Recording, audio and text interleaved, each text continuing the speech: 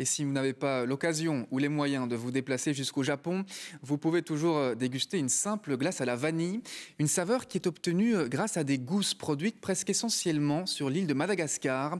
C'est là-bas qu'on vous emmène maintenant, dans des paysages époustouflants, vous allez le voir. La vanille est au centre d'enjeux commerciaux gigantesques. Reportage de nos correspondants Renaud Roux, Annabelle Issens. La précieuse orchidée se mérite. Pour arriver jusqu'à elle, il faut marcher, traverser des rizières puis pénétrer dans les sous-bois. Dans la Sava, capitale mondiale de la vanille, le climat chaud et humide donne naissance à cet or vert, 9 mois après la fécondation des fleurs par la main de l'homme. Thibaut Francard est de l'expédition. L'ingénieur belge de 26 ans vient d'être recruté par une société de collecte et d'exportation de vanille. Lorsqu'il fait chaud, on commence à sentir les gousses bien mûres. Aller à la rencontre des planteurs fait partie de ses missions. Quand elles commencent à s'ouvrir comme ça, c'est un signe de la maturité. À quelques jours de la récolte, les paysans ne dorment plus pour veiller sur leur trésor. Car à mesure que les prix grimpent, les vols dans les plantations se multiplient. Ils poinçonnent même leur culture de leurs initiales comme preuve de paternité.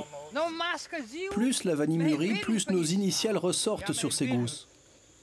80% de la vanille mondiale vient de cette région du nord-est de Madagascar. La Sava, à peine plus petite que la Belgique, s'apprête à exporter 1600 tonnes de gousses cette année. Ici, 8 habitants sur 10 produisent de la vanille verte, comme Man. Ils espèrent en obtenir 50 € du kilo.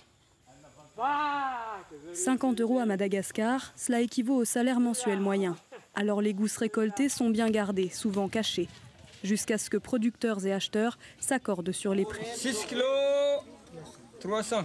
2 marchés se succèdent, celui de la vanille verte en juillet et celui de la vanille transformée en octobre.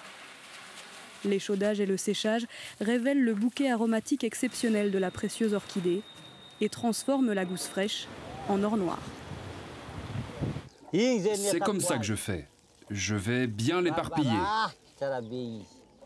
Dans ce village de brousse, la première vente vient d'avoir lieu. Record sur les prix, une fois de plus. Ce planteur vient de vendre son premier kilo de vanille verte à 51 €. Et normalement, la vanille préparée se vendra 5 fois plus cher en novembre. Mais il craint que les prix baissent d'ici là. Alors il tente de l'écouler par petites quantités. L'année dernière, c'était moins cher. J'avais acheté 100 kilos de vanille noire à ce préparateur. La demande mondiale, emmenée par de grandes multinationales de l'agroalimentaire, commence à reculer face à de tels tarifs. Il n'y a pas de contrat, on attend les prix. On attend. Entre paysans malgaches et géants industriels européens et américains, les sociétés d'exportation se préparent à cette baisse. À la tête de l'une d'entre elles, Benoît Leroy, natif de Binche. Pour le moment, la campagne est fermée au niveau exportation pour protéger, sécuriser ce qui se passe avec la nouvelle campagne qui est en cours. Bientôt, ces gousses aromatiseront nos crèmes glacées et nos pâtisseries.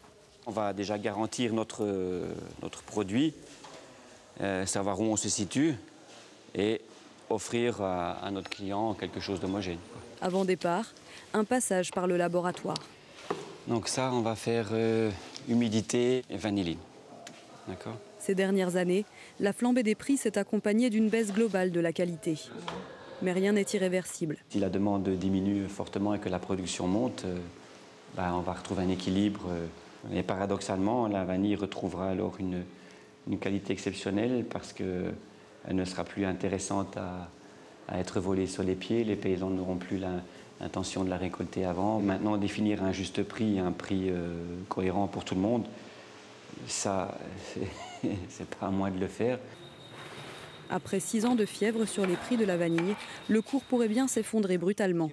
Quelques 100 000 paysans malgaches devraient alors miser sur d'autres activités.